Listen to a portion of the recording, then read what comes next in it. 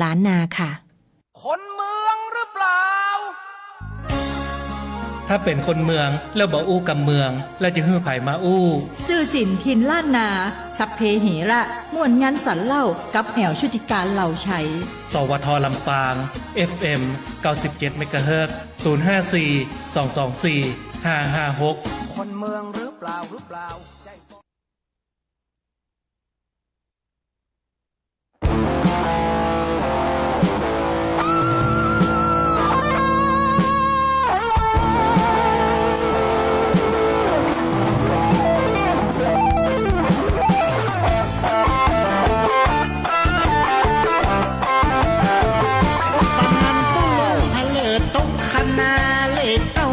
จะมาเหี่ยและกะหมวดนี้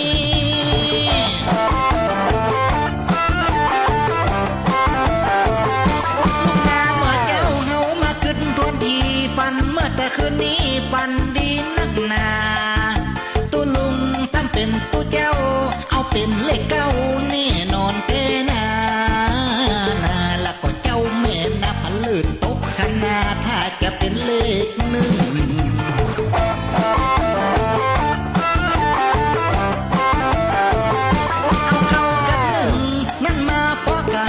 สองตัวรางวัล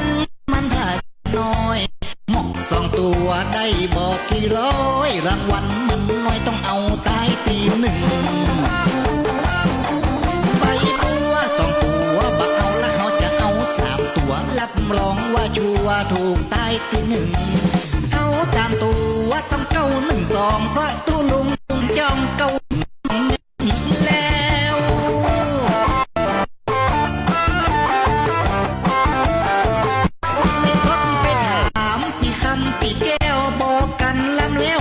ช่วยแก้กำฟันเปิ้นซ้ำบอกต้องมีเลขหกเพราะว่าตัวลุงตกผเลิดลงคันนาแล้วก็เจ้าแม่นาเลขหกน่าจะมาเลขเก้ายังอยู่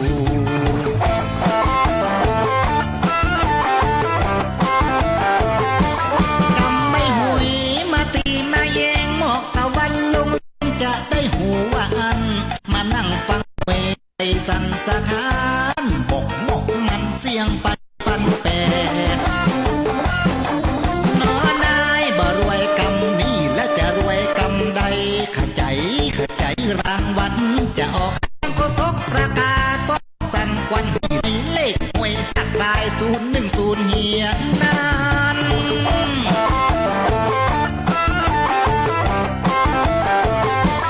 มีเลขเก้าสักตัวว่าอันหมดสิทธิ์รางวัลไพ่บ่ต้องมาถามนึกว่าตู้ลุงจะมาโปรดเขาเป็นดีโคตรหมดสิทธิ์รางวัล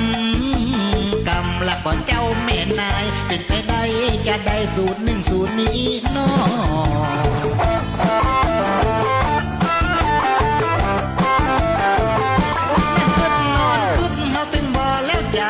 มันเป็นจะได้ถึงบ่มีเลขเก่า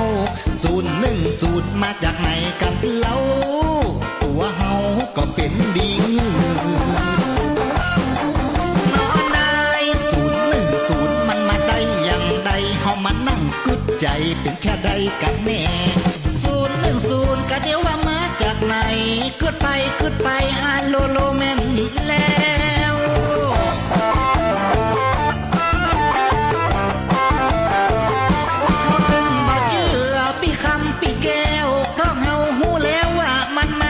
ไหน010ก็คืออันนั้นตามที่ฝันเพราะเฮาลืมขึ้นไปนาแล้วก็เจ้าแม่น้องปิ่นว่าบาทกับจองคือเลข02แก่น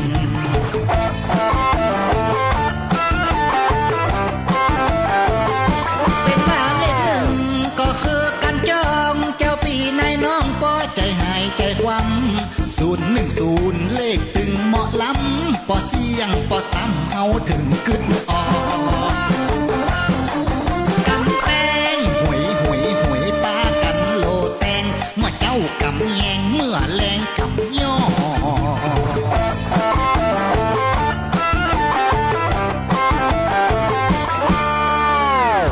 เป็น เป็นจะได้กันพ่องเจ้า00ตะวานี่มีขายถูกกันพ่องนะเจ้า คนที่ถูกนี่สุดยอดเลยนะเจ้าส่วนใหญ่นี่น่าจะเป็นเจ้ามือเนาะเจ้ามือแผงหวยแผงลอตเตอรี่นะเจ้าเพราะอย่างถ้าเฮาไปซื้อที่เฮาก็หัน00แล้วเฮาก็บ่ซื้อแล้วเนาะไผจะเป็นนึกว่าออก00เจ้าแต่บางคนรวยเด้อโชคดีนะเจ้าเป็นบอกว่าอยู่ที่โจกของแต่ละคนนะเจ้าบางคนก็อย่างก็เป็นบอกว่าซอสตังค์ในซอง่ายนะหวังรวยกับหวยกับแชร์นี่กำเดียวก็ได้ละนะลาบลอยนะแต่บางคนหวังกับลาบลอยเนี่ยบ่ได้เจ้าซื้อสินทินล้านนามาแล้วเจ้าบ่าย2 โมงแอลชุติการเราชัยรายงานตัวเจ้าเดี๋ยวเนอะคุณผู้ฟังเจ้าเนาะเดี๋ยวเราจะมาอุจากันบอกว่าจะเป็นเรื่องด่วนเรื่องอย่างนี้นะแจ้งนะตะกี้บทมืดฝนตกประเดี๋ยวนี้ฟ้าแจ้งแดดแจ้งแต่เด้อบางคนบอกว่าแบบแจ้งธรรมดามันฮ้อนเลยนะน้องแอล สภาพอากาศแปรปรวนดูแลสุขภาพกันตัวนะเจ้าอยู่พร้อมกับหมายเลขโทรศัพท์0542245556สายตะกี้นี้ครับบันไดเนาะกำลังเปิดรายการอยู่นะเจ้า เดี๋ยวถ้าเพลงขึ้นมานะคุณผู้ฟังโทรมาได้เลยเจ้าถ้าในช่วงน้องแอลอยู่ในตึงฮับสายบันไดเตื้อเนาะวันนี้วันพระใหญ่วันศีลใหญ่บัลลังก์ไปฟังเทศน์ฟังธรรมที่วัดกันหมดเหียดกะแฟนรายการสื่อสินทินล้านนารายงานตัวตัวเนอร์0542245556หรือว่าพอต่างไลฟ์สดอยู่ต่างเพจของสวทลำปางก็ตักแชทกันมาตัวนะเจ้าบ่ได้จุไพซิกนะอันนั้นเป็นใครซิกคนเดียวเนอคุณผู้ฟังเจ้า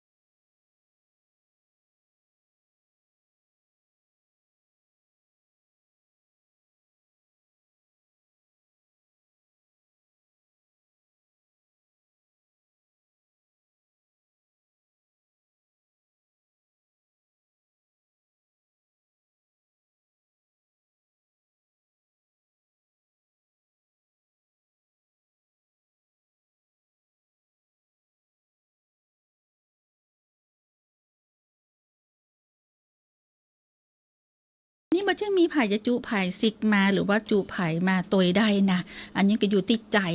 เนาะอยู่ติดใจของคนคนนั้นนะเจ้าว่าจะใจแน่วแน่แค่ไหนนะ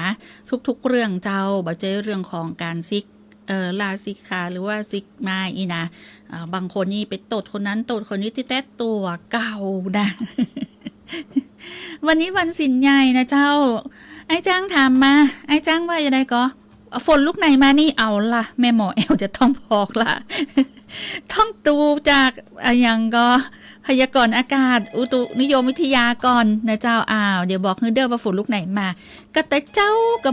เหมือนว่าเดี๋ยวกันนะคุณผู้ฟังเจ้าแต่เจ้านี่อ่านไปแล้วนะ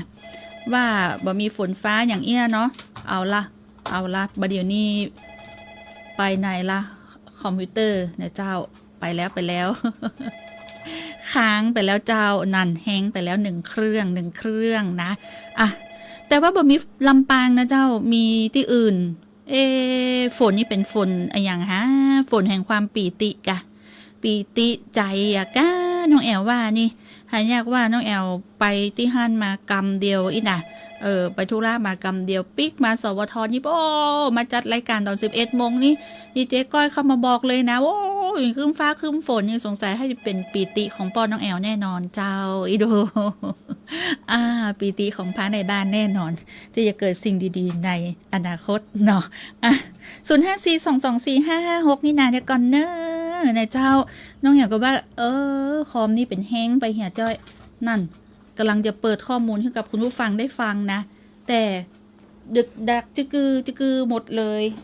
เป็นอย่างนั้นงานเตอะคุณผู้ฟังเจ้าไปละ1 เครื่องนะทางขวามือเนาะลบมากลาบหายมาจากตังแม่มอสเดี๋ยวจะเปิดฮืนเนอร์คุณผู้ฟังเจ้าแล้วห้องนี้4จ้าแอร์บอกค่อยเย็นก็ได้หาตัวตั้งหลังนี่หรือว่าเย็นมันสีจะเอาหน่อยหอจะเปิดตัวข้างให้เย็นแน่นอนนะเจ้าเบอร์นี้จากไหนฮะฮานมาแล้วคอมกำลังอย่างก็เหมือนกับว่าบูทใหม่นะบูทใหม่เวลาตอนนี้คือเวลาอย่าง 14.24 เครื่องที่2มาเป็นยังครับสายนี้ก่อนเจ้าสวัสดีเจ้าแม่บอสหนูสวัสดีเจ้าได้ยินกันก็เดือดดัดแซ่อะไรเหรอฮะที่ฝนตกมาเดือดดัดแซ่อะไรล่ะเจ้าตะกี้ฝนตกประเด็นนี้แดดแซ่แล้วละฝนตกกับบ้านแม่นะเจ้าแม่หมอนเนาะเพลงแม่กินได้ก็เจ้าเพลงต้องเมียของการันตีจ้าถ้ามีก็ส่งให้ทันทีเลยต้องเมียเมื่อวานนี้หนาเพลงเนี่ยแม่เจ้าแม่ไปวัดมาแล้วไปวัดมาเรียบร้อยแม่ทำบุญแล้วใจดีแล้วเนาะเจ้าบักกัดอกละเจ้าใครเจ้าของแกนน่ะจังหวะเนาะเจ้าจ้าอีนะคิดถึงแน่จ้าแม่หมอนแม่กินแก้วจอยจ้าสวัสดีเจ้าพี่เชนน้องแอลเนอะเจ้าสวัสดีเจ้าฟังเสียงคนอิ่มบุญอิ่มใจแต่ชัดแจ๋วมาเลยนะเจ้าแม่มอนเจดีซาวนะแต่ยังไม่ได้ยินเสียงยายกินแก้วคำเตือยายกินแก้วนี่สงสัยฟังเต้นมหาจาดอยู่วัดเกาะพุ่นแน่ๆนะเจ้าคุณทิวาวานขอบคุณเพลงม่วนๆเจ้าขอบคุณเจ้าคุณสุชาติเตจะบอกว่าสวัสดีตอนบ่ายครับน้องแอลพี่เจ๊กธนชาสวัสดีเจ้าแม่ออนสวัสดีเจ้าคุณมนชนกอนันตาวระสวัสดีเจ้าคุณสง่ารูปน้ำวังโตยมีรีวิวโตยนะเจ้าที่เข้ามาติดตามในช่วงนี้เนาะสายนี้จากไหนจ้าสวัสดีเจ้าจากอำเภอลีครับตำบลกอครับอำเภอลีตำบลกอเจ้าอยากฟังเพลงหนุ่มลำปางตามเมียครับหนุ่มเมืองลีบ่เอากะเมืองลีบ่เอาหนุ่มลำปาง หนุ่มลำปางตามเมียอีดอกได้กะได้เจ้าเดี๋ยวซ้อเนาะเจ้าสวัสดีเจ้าบอกหนุ่มลีบ่เอากาเนาะบ่าวลีหรือว่าแอลมังลีบ่เอากามีเพลงด้วยนะปาไปแอลมังลีนะเจ้าจะเป็นบอกว่าขอเอาเพลงหนุ่มลำปางตามเมียกันละกันนะบ่เอาเพลงบ่าวมังลีดูเจ้าได้กะเดี๋ยวเสาะหือเนาะสายนี้จากที่ไหนตั้งใดสวัสดีเจ้าสวัสดีเจ้าจำเสียงได้ก่อนไม่บุญก็แค่โอเคแต่แม่บุญกอคาเนาะ เจ้า เจ้า พอหนุ่มลำปางต่ำเมียก็ เอ เปิด อ อ่ะ เอาเหมือนเป็นเลยเนาะม ทำตัวไงโวยดีไง โอ้ตันสมัยแต่นี่ละ พออย่างหนึ่งมันได้จ้างไง โอ้มันจะจ้าไปแหมหรืออาจจะไม่ได้ฟังอีเนาะ ค่ะ ถูกต้องเลย คนยูริเขาอยู่ปอคาเนาะ โอ้บักไก่กันนะลำปางกับเมังลีเนี่ยมันจะไกลนะ เจ้า เจ้า แล้วจะได้เจอกันงานจับฉลากมาเนาะ ฮะจับฉลากอย่างนั้น จับฉลากอันนั้นน้องแอนจะเก็กวิทยุนะกะ โอ้กะเป็นว่าอันเจ้า ปีใหม่ ปีใหม่อีเจ้า เป็นหลายๆรู้จักกันไปรู้จักกัน เจ้าขอบคุณเจ้าไม่บุญก็ค่ะดูตันสมัยนะเอาเพลงเหมือนเปิ้ลนั้นนะหนุ่มลำปางตามเมียอีน่ะจะได้ฟังโวยดีอ่ะเพลงโลกมากลาบหายจากแม่เมาะและกระหนุ่มลำปางตามเมียอีน่ะเสาะหาอีเนาะไปฟังกันเจ้า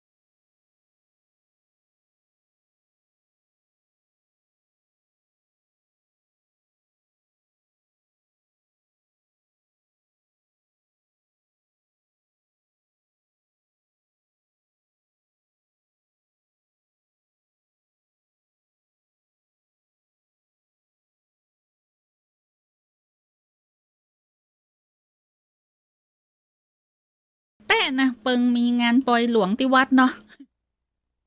งานปล่อยหลวงก็จังหวะนี่งำนาจังหวะลำวงเนาะจังหวะลำวงเป็นห้องว่าจังหวะอย่างพวกนี้เป็นจะมีจังหวะนะแต่ละจังหวะนี่โอ้โหเป็นออกสเต็ปกันนี่นักสาวลำวงเสี้ยลายกระโปรงแดงใหญ่นะโทอย่างเหมาะเลยไผ่ที่ได้พวงมาลัยเต็มคอนี่โอ้วันนั้นนี่กลับบ้านนี่นอนฝันดีเลยนะ คุณผู้ฟังเจ้าขอบคุณแฟนรายการจากวังจีนบอกว่าฟังตึงวันเลยนะน้องแอลนะปอนิพนธ์ปอเลี้ยงสวนส้มวังจีนโอ้ยจมหูฟังนะ จมหูฟังว่าเล่าสู่กันฟังว่าโอ้ยปีนี้นะราคาส้มบ่ค่อยดีนะเนาะวังจิ้นนี่เป็นมีสวนส้มเขียวหวานเนาะส้มเขียวหวานวังจิ้นนี่รสชาติจะเหมือนจะเหมือนไผ่นะจะมีอมส้มอมหวานบัดใจเหมือนกับส้มบางมดหรือว่าส้มที่อย่างก็เป็นท้องว่าส้มสายน้ำผึ้งกับปัจจัยจะมีเป็นท้องว่ามีความเป็นเอกลักษณ์ของส้มวังจิ้นน้องแอลก็กินเพราะอันยังปุ่นขายที่กาดดอนใจที่เทินนะถ้าปิกบ้านเทินไม่ได้นี่นะก็จะถามเป็นอันนี้ส้มวังจิ้นบ้านเฮาก็ว่าส้มที่ไหนเจ้าน่ะเป็นตึงบอกเลยส้มวังจิ้นเนี่ยน่ะโอ้ยตึงกินลำตึงซื้อกินตลอดถ้าปิกบ้านนี่นะแต่บ่ได้ไปถึงสวนส้มเดี๋ยวถ้าเกิดได้กายไปน่ะเป็นแม่ก้าส้มเขียวหวานเนาะจะไปสวนป้อนิพนธ์วังจิ้นเนอะ แทนที่จะขอเพลงป๊อกก้าอย่างก็ป๊อกก้าส้มเขียวหวานเนี่ยบอกเอานะป๊อกก้าสวนส้มบอกขอฟังเพลงป๊อกก้าหมูน้อยแสดงว่าจะเปลี่ยนใจไปเลี้ยงหมูน้อยแน่ๆเลย มันก็อันนี้แซวเล่นเด้อปอเด้อนะขอบคุณจัดนักเจ้าแฟนรายการที่เอิญมาจากต่างวังจิ้นส่งให้ฟังเลยป๊อกก้าหมูน้อยต่างเลือกแฮมอาชีพหนึ่งเนาะบางทีเขาย่าให้ย่านาแล้วโอ้ยต้นทุนสูงเลี้ยงหมูดีกว่าเลี้ยงหมูน้อยเนาะเพื่อแพร่พันธุ์แล้วไปขายลูกหมูดีกว่าเนาะได้หมดเจ้าเป็นจะได้จ้าบรรเย็นแก้วเสียงทองเจ้าปอกาหมูน้อยได้หมดเจ้าเป็นจะได้จ้าบรรเย็นแก้วเสียงทองเจ้าปอกาหมูน้อยมานะเด้อ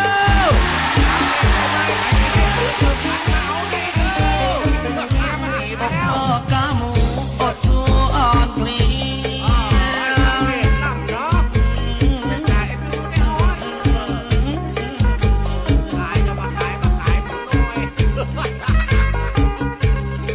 พ่อกาหมูอดสู้อ่อนเพลียกาหมูจนเมียงเขานี่ห่างไกลมัวแต่กาขายว่ายังหูใจเขา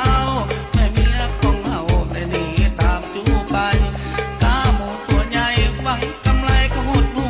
แถมเมียหนีตัวจูก็หูไปไหนทั้งหมูใหญ่หมูน้อยมันหดถอยกำไรเมียซ้ำมันหนีไปบ่หูข่าวหมูใหญ่กำไรห้อยหมูน้อยเมียหายตบคนกล้าขายมันโชคร้ายจริงๆกล้าขายกำไรมินเมียก็ถูกช่วงจริงเมียหรือผู้หญิงไม่จากที่สองใจกล้าขายขาดทุนบัดเท่าว่าหมูน้อยขนาดไฟเน้นยังเก่งถ้าหมูน้อยจะเหลือลุกสักหลายหมูจะลงราคาก ล้าขายก็ขาดทุนหมดทุนบอกว่าแต่เสียใจที่เข้าป่าเมียเฮาหนีไปตั้งใจร้ายจริงเนาะไม่ชอบมาไฟบ่เค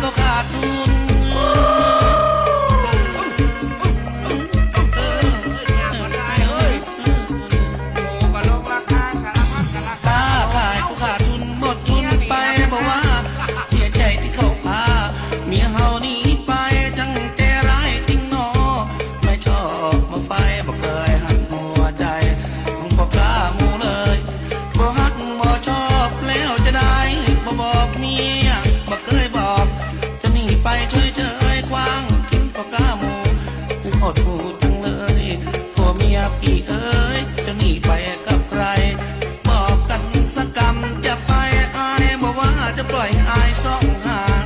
น้ำตาพอไหลตั้งใจอยู่กันมาก็เคยว่าให้จำใจ แล้วเจ้ามาหนีพี่ไปด้วยเหตุใดโน้นะ มันจะขาดคุณจังที่หนาโน้เลย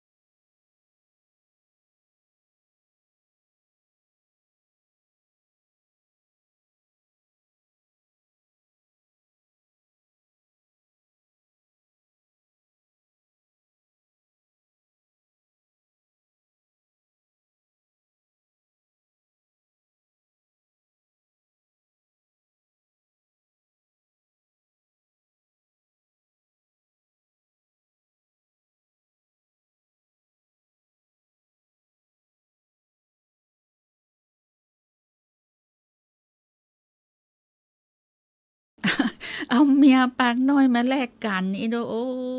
เพลงนี้เป็นตึงแกวนแป่งเนาะสลาแป่งเพลงนี่นะชื่อเพลงไอ้อย่างคุณฟังเจ้าเมียปากนักของบรรเย็นแก้วเสียงทองเจ้าใครเคยฟังพ่องอ่ะเป็นจังหวะม่วนๆเนาะเพลงกำเมืองนี่ตึงม่วนนะเพราะจังหวะของแต่ละคนศิลปินแต่ละท่านเนี่ยก็จะมีเอกลักษณ์ประจำตัวที่แบบเหมือนกันนะเจ้าก็เลยเปิดให้ฟังขอบคุณคุณผู้ฟังแฟนรายการโดยที่เอิ้นมานะปุณณะต่างวังจิ้นปอนิพนธ์ปอกาบัจเจปอกาหมูน้อย เจ้าของพ่อเลี้ยงสวนส้มวันหน้าวันตาถ้าไปต่างวังจิ้นนี่ไทยได้กินส้มสักแกนหนึ่งเนาะถ้าไปแอลสวนนี่นะ ถ้าไก่ไปดังนั้นนะเจ้าซื้อสินทินล้านนาเจ้าฝนตกเนาะเป็นอย่างอันแต่หลายคนว่าอันอย่างนี่ฝนตกมามอกแมบแล้วก็ไปเลยแล้วบัดเดี๋ยวนี้แดดแซ่แล่เลยนะน้องแอล กับพยากรณ์อากาศจากกรมอุตุนิยมวิทยาเจ้าตามที่น้องแอลได้อ่านไปนะเที่ยงวันนี้จนถึงเที่ยงวันพุธมีฝนฟ้าคะนอง30%ของพื้นที่ที่ไหนพ่องส่วนมากจังหวัดตากสุโขทัยอุตรดิตถ์กำแพงเพชรพิษณุโลกและกับเพชรบูรณ์บ่มีลำปางเลยนะหันก็วันนี้ถึงวันพุธก็ตั้งแต่เที่ยงมาแต่ตกไปเรียบร้อยแล้วอันนี้เป็นเพราะอันหยังนี่ละเป็นบอกว่าลมเปลี่ยนทิศนะเพราะว่ามันมีลมตะวันออกความไว10-15 กิโลเมตรต่อชั่วโมงนี่ตัวอาจจะทำฮือเฮาเจอปลายฝนมันจะห่างฝนเนาะอันนี้ก็เป็นไปได้แต่ตอนนี้บ่มีแล้วนะมาตะกี้กำเดียวนะหลายคนก็เอิ้นมาทำต้องติ้งต้องติ้งต้องอันนี้มันฝนอันหยังนี่นะโดยเฉพาะคนที่อยู่บ้านนี่ตกอกตกใจหมดแล้วเนาะถามมาเลย แม่หมอพยากรณ์บอกเรียบร้อยแล้วนะเจ้ากรมอุตุนิยมวิทยาแม่หมอแอลกะ แม่หมอชุติการบอกเรียบร้อยแล้วกรมอุตุนิยมวิทยาเป็นกับพยากรณ์ตามนี้เนาะอันนี้ก็บอกหูเหมือนกันเลยเพราะว่าน้องแอลบ่เจนนักพยากรณ์ต้องฮือต่างกรมอุตุนะเป็นคนเอิญนะช่วงนี้นะโอ้ยต้องระวังเด้อมิจฉาชีพออนไลน์นี่นะที่หลอกคือเหยื่อน้ำท่วมฮับอันอย่างต่างๆนี่นะหลอกคือฮับบริจาคช่วยเหลือผู้ประสบภัยหลอกลงทะเบียนฮับเงินเยียวยาห้ามกดลิงก์เด็ดขาดบาเจื้อบาฟังบาหิบแล้วกับห้ามโอนเด็ดขาดนะมาอันเกิดจะตกเป็นเหยื่อของมิจฉาชีพนะเจ้าคุณผู้ฟังเจ้าบาเดียวนี้เอากู้ยางกู้อันเลยนะก็มิจฉาชีพนี่เนี่ยจะได้แต่ตอนนี้นะเจ้าผู้พิการทุกคนพิการเนาะคนพิการนะเจ้าเรื่องของการเท่าเทียมตอนเนี้ยคนพิการไม่มีความสามารถนะบอกว่าจะเป็นคนพิการทางสายตาทางหูทางสมรรถนะร่างกายต่างๆเนาะทางกระทรวงพัฒนาสังคมและความมั่นคงของมนุษย์หรือตัวย่อก็คือพม.เจ้าจับมือเครือข่ายเพิ่มโอกาสการหางานคนพิการผ่านแพลตฟอร์มออนไลน์เจ้าร่วมกับหน่วยงานที่เกี่ยวข้องและบริษัทจ็อบฟินจำกัดเจ้าลงนามในบันทึกข้อตกลงความร่วมมือโครงการเชื่อมคนเชื่อมงานเพื่อคนพิการอย่างยั่งยืนเจ้าเพื่อสร้างโอกาสให้กับคนพิการเนี่ยได้เข้าถึงตลาดแห่งงานอย่างเท่าเทียมกับบุคคลอื่นๆแล้วก็สามารถค้นหาตำแหน่งงานที่เหมาะสมกับความสามารถและความสนใจได้ง่ายขึ้นนะเจ้าผ่านแพลตฟอร์มจ็อบฟินเจ้าจ็อบฟินนี่เป็นภาษาอังกฤษเนอะคนพิการเจ้าJOBFIN Job Fin นะเจ้าโดยแพลตฟอร์มดังกล่าวเนี่ยจะช่วยเชื่อมโยงคนพิการกับนายจ้างที่มีความต้องการแรงงานคนพิการรวมถึงมีตัวช่วยต่างๆในการอำนวยความสะดวกอย่างเช่นว่าฟิวเจอร์การใช้งานเพื่อรองรับกับคนพิการทุกประเภทสำหรับคนตาบอดสีการใช้เสียงที่จะช่วยให้คนพิการสามารถรับข้อมูลได้ผ่านเสียงก็ดีซึ่งก็จะช่วยให้คนพิการเนี่ยสามารถหางานได้ง่ายยิ่งขึ้นนะเจ้าก็เข้าไปเนาะเข้าไปได้เลยเพราะว่าคนพิการบางท่านเนี่ยเป็นสามารถใช้โซเชียลได้ก็สามารถที่จะดูรายละเอียดอย่างต่างๆผ่านแพลตฟอร์มจ็อบฟินได้เลยนะเจ้าซึ่งต่างพม.เป็นก็ได้จับมือเครือข่ายเพิ่มโอกาสการหางานคนพิการผ่านแพลตฟอร์มออนไลน์ตัดนี้เจ้าเนาะใครที่กำลังหางานอยู่เนอสำหรับคนพิการนะเจ้าคนเมืองอู้ข่าวเอิ้นข่าวสำหรับคนพิการได้รับรู้รับทราบใครที่กำลังหางานอยู่ตามนี้เลยนะเจ้าส่วนผู้ประกันตนเจ้าผู้ประกันตนมีเฮนี่คืออันอย่างเป็นลดการส่งเจ้าลดการส่งเงินสมทบประกันตนเนาะช่วยนายจ้างและกับผู้ประกันตนในพื้นที่น้ำท่วม6 เดือนนะ6 เดือนคือปรับลดเงินสมทบประกันสังคมผู้ประกันตนมาตรา33แล้วก็มาตรา39เนาะอย่างผู้ประกันตนมาตรา33และนายจ้างเนี่ยจาก 5% เหลือ 3% ผู้ประกันตนมาตรา39จาก432 บาทเหลือ283 บาท6 เดือนนะเจ้าเนาะอันนี้ก็มีเฮดีใจโดยสำหรับผู้ประกันตนที่จะได้ลดการส่งเงินสมทบประกันสังคมเนาะช่วยนายจ้างแล้วก็ผู้ประกันตนในพื้นที่ที่มีน้ำท่วมเนาะพื้นที่ที่น้ำท่วมอันนี้16 เดือนเนี่ยเป็นปรับลดหือนะเจ้าซื้อสินทินล้านนาดูเวลากับโวยเจ้าคุณผู้ฟังเจ้าหันก็ กำเดียวนี่นะชั่วโมงนี่กำเดียวเราคุณผู้ฟังว่าอย่ามาเอา2 ชั่วโมงขอบคุณกู้เสียงกู้สายถึงแม้ว่าวันนี้จะเป็นวันพระหลายคนที่เสร็จภารกิจในช่วงเจ้าเรียบร้อยกับมาฟังสื่อศิลป์เฮาฟังได้ถึงวันนะรายการนี้นะเจ้าสวทลำปาง FM 97 เมกะเฮิรตซ์กับแอมชุติการเราชัยนี่นะบ่าย 2 โมงถึง 3 โมงกับบทเพลงกำเมืองล้วนๆเลยนะที่ไผ่ที่ขอเพลงอย่างมาก็มาเจอบาหันนะเดี๋ยวก่อนพอกันเนอะคุณผู้ฟังเจ้าตะกี้มีแฟนรายการขอเพลงอย่างหน้าที่หน้าบาใจเป็นเพลงในแนวกำเมืองคุณพันรบนะเจ้าคุณพันรบบอกว่าสวัสดีค่ะพี่แอลคนงามเมินขอเพลง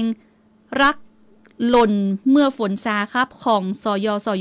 อันนี้เพลงลูกทุ่งฟัง 11 โมงถึงเที่ยงนะเจ้าคุณพันรบเจ้านะ 11 โมงถึงเที่ยงจากกอคาขอบคุณเจ้าวันพุธเนอะ11 โมงถึงเที่ยงนะเจ้าสำหรับลูกทุ่งแล้วก็คุณที่วาวานขอบคุณเพลงม่วนๆเจ้าคุณสุชาติเตจ้าคุณแม่ออนโชคดีมีความสุขคุณมนชนกอนันตวาระคุณสง่าลุ่มน้ำวังมีรีวิวนะเจ้าคุณพยอมเตชะวงศ์คุณสันโนชัยวงศ์แม่นอม FC บ้านแม่กงนะเจ้าแม่นอมฟูปิงนะอันนี้นี่เจ้าของสวนพอเพียงมาเลยนะเจ้าบอกว่า เจ้าของสวนพอเพียงนะเจ้าประสานทีมทองนี่นะเนี่ยเจ้าของสวนพอเพียงนะตอนนี้ไปกระตาดหญ้ากันนะระดมทีมนำทีมโดยนายช่างหัวหน้าช่างเฮานะเจ้าหัวหน้าช่างประสานทีมทองแล้วก็ทีมช่างแหลมเพชรกาแล้วก็มีไข่แฮมพิธันนาปุณณะเป็นอันอย่างทุกอย่างคือเธอแล้วอีนะ แล้วก็คุณวราวุฒิอุ่นบุญเรืองคุณณภัสสรจันประสาทคุณรณชิตนะจ๊ะคุณรณชิตคุณบดินทร์คุณมิเมอีกมิเม ML อีเนาะคุณสมพลจิตตั้งคุณกำไลทิพย์คำแปงนะจ๊ะคุณสมสายคุณสมชายอีกสุริยาอีเนาะ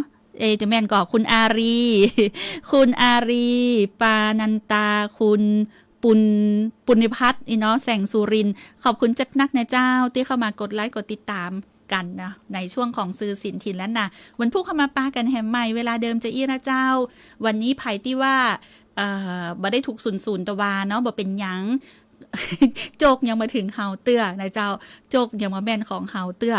รอไว้เดี๋ยวก็ถึงเฮาเจ้าเป็นคือคนอื่นไปก่อนเนาะเลียงตามนั้นเจ้าไผที่สั่งสมบุญมานักกี่พบกี่จาดบ่ฮู้มาละอีนะเป็นก็จะส่งผลเนี่ยโวยกว่าคนอื่นเนาะแต่เฮาก็รอคิวเจ้าสั่งสมทีละน้อยถูกกำน้อยเดี๋ยวกันนักเนาะ วันนี้ลาไปก่อนสวัสดีเจ้าวันนี้ลาไปก่อนสวัสดีจ้า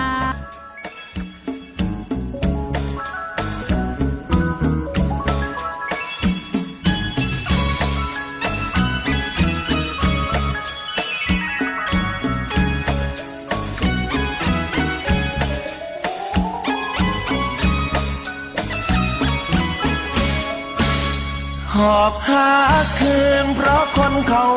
นายออกจากเจียงหายด้วยความเงียบเหงานั่งขับรถมาน้ำตาไหลคลอเบ้าดูนาฬิกาตี4 กว่าแล้วเรา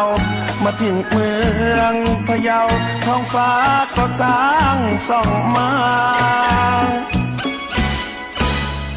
แบกหาคืนเพราะเฮาไร้ค่ากำต้อยเพียงกาไม่ควรคู่เขามานั่งชายหวานเหมือนศาลาคนเศร้าแล้วได้สบตาอีกคนที่พะเยาเหมือนจะปลอบใจเฮาให้ลืมเขาคนเจียงหายเจ้าบอกให้อายนี่ลืมเขาแล้วมาแอวพะเยาจะเอาใจช่วยอาย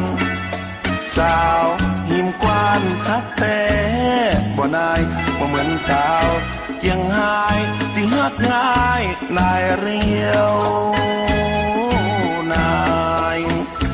น้องนางฟ้าคง งจะสากหากได้นางปลอบใจ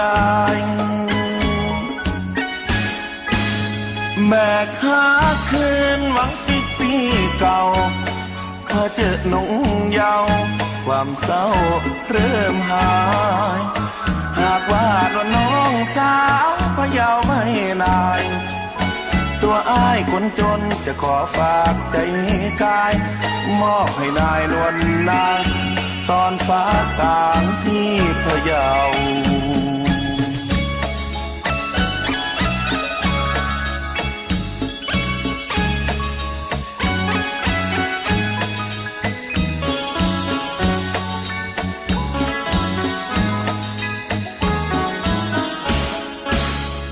เจ้าบอกให้อายนี่ลืมเขา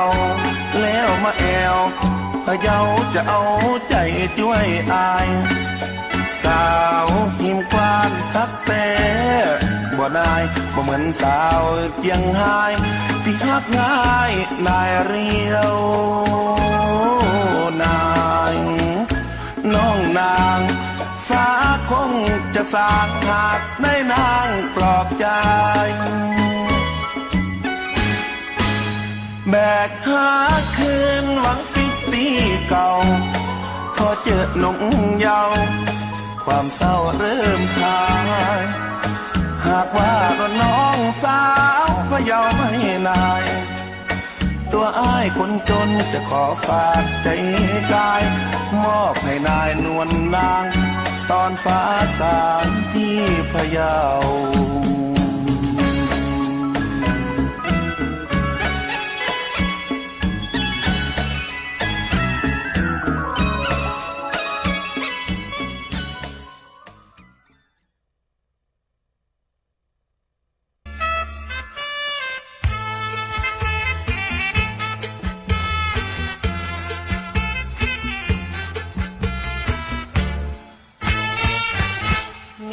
ปีมีจูน้อยมันก็เย็นจีรีไว้กันนั่นว่าเดินนานอุ่นใครก็มูก็หันคนเขาเล่ากันเต็มจองเต็มบานเล่นจูสู่ใจไม่สายฟ้ามันคนเขาเจ้าบ้านเล่าตึงมือตึงวันตัวปีบ่หูตาปีบ่หันแต่ใบมันทำมันห่อคนไฟหมอคุมตีตัวไปมั่วซุมมีจู่เจอพี่น้องเมียปีมีจูน้อยกำลังจะหู้นี่หนานขันแต่น้องพอได้หู้ก็มองน้ำตาใจน้องลงฟังย่อยนางเจ็บอกเจ็บใจเสียเจิงเสียท่าเหมือนเอาตีนย่ำหน้าของตัวคำใจมีอาการหาเงินเลี้ยงเจ้าเกือบตายแต่ใจของนายพอสื่อตรงต่ออายมากอยู่หลายใจแต่นายน้องจันไอ้กันหลงฮักก็คิดว่าดีแต่น้องน่ะมีใจอย่างวันทองผัวหนึ่งผัวเดียวก็ยังไม่พอมักกลายแต่หนอตัวนายอีน้องมักหลวงมักใหญ่แต่นายอีน้องเมียปีมีจูน้อยก็มาต้องลมมันเนอะคอยดูลูกเขาติ้งสองบ่มีใครรับรองอนาคตต่างนางแม่มันบ่ดีทำตัวต่ำอีกจ้าลูกเคยลูกลาน้ำตาป้อไหลนอง